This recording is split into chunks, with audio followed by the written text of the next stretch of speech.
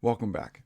Yesterday, we began considering Psalm 24 by looking at the beginning section of it, where David refers to the sovereignty and holiness of God, declaring his ownership over the entire earth, and then considering the implications of that to sinful man. We saw in verse 5 how that the Hebrew actually refers to those who are lifting up the blessing from Yahweh as an offering of praise to Yahweh. And that is that blessing being the gift of his righteousness, and that is bestowed upon those who are diligently seeking him, as we are also told in Hebrews chapter 11. David now transitions the song to another prophetic thought, and that is that which is regarding the coming reign of the ultimate king, the Messiah. Psalm 24, a psalm of David. The earth is Yahweh's, in all its fullness, the world and those who dwell therein, for he has founded it upon the seas and established it upon the waters. Who may ascend the hill of Yahweh? Or who may stand in his holy place? He who has clean hands and a pure heart, who has not lifted up his soul to an idol, nor sworn deceitfully. He shall receive blessing from Yahweh, and righteousness from the God of his salvation. This is Jacob, the generation of those who seek him, who seek your face. Selah. Lift up your heads, O you gates, and be lifted up, you everlasting doors, and the King of glory shall come in. Who is this King of glory? Yahweh, strong and mighty, Yahweh, mighty in battle. Lift up your heads, O you gates, lift up, you everlasting doors, and the King of glory shall come in. Who is this King of glory? Yahweh Sabaoth, Yahweh of hosts. He is the King of glory. Selah. David now cries out prophetically to the gates of Jerusalem to open at the coming of the King of glory. Now remember, this is David speaking. David was the king of Israel. He was the king of their glory, if you would, who was used by God to expand their dominance and give them rest from all the nations surrounding them. Yet David is anticipating the day that the true King of glory would come. And he asks this question: who then is this King of glory? And he gives us the answer. What a marvelous prophetic statement this is. Who is this King of glory? Yahweh Sabaoth, Yahweh of hosts. That word Sabaoth, host, literally refers to a host of army, not a host of an angelic choir. Not, we picture all this time, for example, like the angels that came to the shepherds in Bethlehem as this choir that were singing. But that's not the truth. That's not what happened there in Luke chapter 2. Rather, it was a host of warrior angels that were coming, if you would, to protect the birth of the true king. And so here, David declares that this coming King of glory is literally, actually, Yahweh Sabaoth.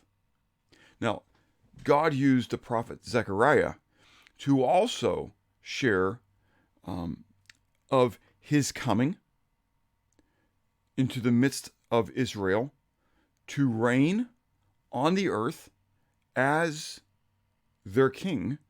And so Zechariah chapter 2, verses 8 to 11, we read, "For thus says Yahweh Sabaoth, He, that is, Yahweh, sent me after glory to the nations which plunder you.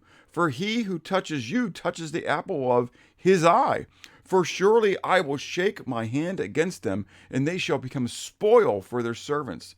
Then you will know that Yahweh Sabaoth has sent me. Sing and rejoice, O daughter of Zion, for behold, I am coming, and I dwell in your midst, says Yahweh. Many nations shall be joined to Yahweh in that day, and they shall become my people, and I will dwell in your midst. Then you shall know that Yahweh Sabaoth has sent me to you. This is Yahweh Sabaoth declaring this. Yahweh Sabaoth says he's going to come and he's going to dwell in their midst, and it's going to be Yahweh Sabaoth who sends him. That sounds confusing and perplexing, doesn't it? Again, this is all about the triunity of the Godhead, that there is the three parts of the Godhead that we have seen in the past. There is Yahweh Adonai, there is Yahweh Ruach. And so Yahweh Sabaoth declares that Yahweh and Yahweh Sabaoth send him, and he's going to dwell in their midst. And he is going to be, if you would, the warrior who defends them. Zechariah 12, verse 8 to 10, we're given more details about Yahweh's coming to the earth. In that day, Yahweh will defend the inhabitants of Jerusalem. The one who is feeble among them in that day shall be like David, and the house of David shall be like God, like the angel of Yahweh before them. And it shall be in that day that I will seek to destroy all the nations that come against Jerusalem, and I will pour on the house of David and on the inhabitants of Jerusalem the spirit of grace and supplication. Then they will look on me, this is Yahweh speaking, then they will look on me whom they have pierced. Yes, they will mourn for him as one mourns for his only son, and grieve for him as one grieves for a firstborn. Who is the one that they pierced? Jesus Christ. And then we're told in Zechariah chapter 14, verse 9, and Yahweh shall be king over all the earth. He'll be the King of glory over all the earth. And in that day it shall be, Yahweh is one, Echad. In his name, one. A little side marvelous thing to add into there from Matthew 28, Jesus' Great Commission, where he says to the disciples to go, make disciples, baptizing them in the name, singular, of the Father, Son, and the Holy Spirit. Not the names of the Father, Son, and Holy Spirit, like they're three separate individuals, but the name, singular, because his name, Yahweh's name, is one. But he has manifested himself in three manners.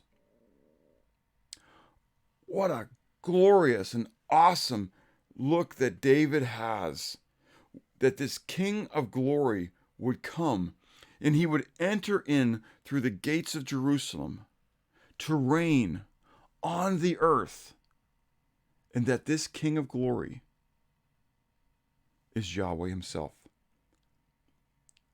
the Creator, who owns everything, who created its fullness, who founded it upon the waters, that no one can be in and of their own righteousness in his presence, and yet he will come and bring his presence to reign on the earth in Jerusalem. What an awesome day that will be. But even right now, that awesome God can be reigning in your hearts. That he then will have the fellowship with you. And if you are that child of God, then you ought to be rejoicing at this moment in the privilege that you have, looking forward to the prophecy and the fulfillment of that which is to come. If by this time you still haven't given your heart to him, I pray that he will become your King of glory, and that you will believe his word as he has declared it. And have a blessed day.